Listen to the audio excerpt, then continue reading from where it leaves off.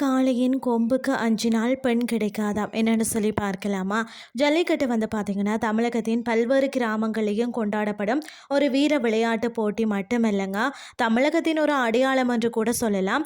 இந்தியாவில் தமிழகத்தில் மட்டுமே பாரம்பரியமாக கொண்டாடப்படும் ஜல்லிக்கட்டு போட்டிகள் தமிழர்களின் வீரத்தை உலகளவில் வந்து பறைசாற்றுகிறதா. தமிழர்களின் வீர விளையாட்டுகளில் ஜல்லிக்கட்டு என்பது தமிழ் மண்ணின் பண்பாட்டின் அடையாளமாக வந்து கருதப்படும் விளையாட்டுகளில் ஒன்றாகவும் அது இருக்கிறதா. அது மட்டும் இல்லாமல் தமிழர்களின் பாரம்பரிய வேர்களை வந்து பிரதிபலிக்கும் வீரத்தையும் பார்த்தீங்கன்னா விலங்குகளின் மீதான அன்பையும் இணைக்கும் ஒரு கலாச்சார நிகழ்வாகவும் இருக்கிறதா.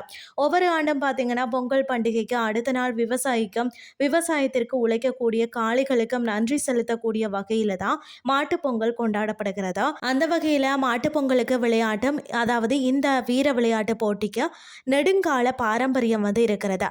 ஜல்லிக்கட்டு சிந்து சமவெளி காலத்தில் இருந்தே, அதாவது சுமார் 2500 ஆண்டுகளுக்கு மேலாக பழக்கத்தில் உள்ள ஒரு பாரம்பரிய விளையாட்டாக தான் இருக்கிறது என்று ஆராய்ச்சியாளர்கள் கருதுகிறார்கள். சிந்துவெளி நாகரிக அகழ்வில் வந்து கண்டெடுக்கப்பட்ட முத்திரை ஒன்றில் வந்து பார்த்தீங்கன்னா சினமுற்ற காளை ஒரு வீரனை கொம்பால் குத்தி எறியும் சித்திரம் இடம்பெற்றிருக்கிறது. இதன் மூலம் தான் கிறிஸ்துக்கு முன் வந்து 2500 வாக்கில் வந்து காளையை கொண்ட வீர விளையாட்டுகள் நம் வாழ்வோடு கலந்திருக்கிறத உணர முடியும். 2500 ஆண்டுகளுக்கு முந்தைய குகை ஓவியங்களையும் இந்த வீர விளையாட்டு குறித்த ஒரு சான்றுகள் வந்து இருக்கிறதா. இவை அனைத்திலேயும் வந்து ஜல்லிக்கட்டு என்பது தமிழர்களின் பாரம்பரியம், வீரம், பண்பாடு ஆகியவற்றின் ஒரு முக்கிய அங்கமாக இருந்து வருகிறது என்பதா இலக்கியங்கள் மூலம் உணர்த்துகின்றன. ஜல்லிக்கட்டு என்பதற்கு சல்லிக்கட்டு என்று ஒரு பேருண்டு. அது மட்டும் இல்லாமல் பழங்காலத்தில் பார்த்தீங்கன்னா இதை ஏறு தழுவுதல் என்று அழைத்ததாக கூறப்படுகிறதா. பிறகு ஜல்லிக்கட்டு என பெயர் மாறியதா. இதற்கு காரணம் பார்த்தீங்கன்னு சொன்னா மாட்டில கொம்புல வந்து சல்லி காசுகளை வைத்து கட்டி விடுவார்களாம். மாடை பிடிக்கும் வீரனுக்கு அந்த காசு சொந்தம் என்பது இந்த விளையாட்டு என்பதால் அதை வந்து சல்லிக்கட்டு என்று அழைத்தார்களாம்.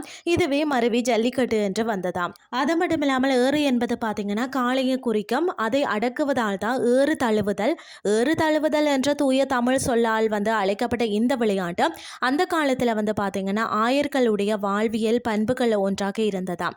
வரலாறு, புராணம், இதிகாசம், ஆன்மீகத்துடன் இணைந்தது தான் ஜல்லிக்கட்டு. சங்க இலக்கியத்தின் ஐம்பெரும் காப்பியங்களான ஒன்றான இந்த சிலப்பதிகாரத்திலேயும் கலித்தொகை, மலை படுக்கடாம் போன்ற இலக்கிய படைப்புகளையும் மக்கள் ஜல்லிக்கட்டை பார்த்து மகிழ்ந்ததாக குறிப்புகள் உள்ளது. வீர விளையாட்டான இது முந்தைய காலங்களில் பார்த்தீங்கன்னா திருமணத்துக்கு பொருத்தமான ஆண்களை வந்து கண்டுபிடிப்பதற்காகவும் நடத்தப்பட்டதாம். பெண்களும் காணும்படி தன் வீரத்தை பறைசாற்ற வீர ஆண்மகனுக்கு கிடைத்த ஒரே ஒரு வாய்ப்பு தான் ஜல்லிக்கட்டு விளையாட்டு. காளைகளை அடக்கக்கூடிய வீரர்களுக்கு பெண்களை வந்து திருமணம் செய்து வைத்ததாக வரலாறு கூறுகிறதா. பெண்ணை திருமணம் செய்ய வேண்டும் என்று சொன்னா காளையை அடக்க வேண்டும். பண்டைய காலத்துல பாத்தீங்கன்னு சொன்னா தன் வீட்டுல பெண் குழந்தை பிறக்கும் போதே காளை கன்றை வாங்கி வளர்ப்பறாம். பெண் பருவம் அடைந்ததும் காளையை வந்து அடக்குபவருக்கு தான் தன் பெண்ணை வந்து திருமணம் செய்து கொடுப்பறாம். ஒரு நாணயத்தின் இரு பக்கங்களை போன்றவை தான் பொங்கலும் ஜல்லிக்கட்டும். கால மாற்றத்தால் பல்வேறு மாற்றங்களுடன் சமூக நிலைக்கு ஏற்பவும் இவ்வீர விளையாட்டு நிகழ்த்தப்பட்டுள்ளது. எனினும் இது பழமையான வீர விளையாட்டு என்பதும் தமிழக மக்களின் பண்பாடு சார்ந்தது என்பதிலேயும் சிறிதளவும் ஐயமில்லை. இன்றைய கிறிஸ்டி உங்களுக்கு வந்து பிரயோசனமாக அமைஞ்சிருக்கும்னு சொல்லி நானும் நம்புறேன். இதே மாதிரி மற்றும் ஒரு கிறிஸ்டின் வாயிலாக உங்களை சந்திக்கிறேன். நன்றி.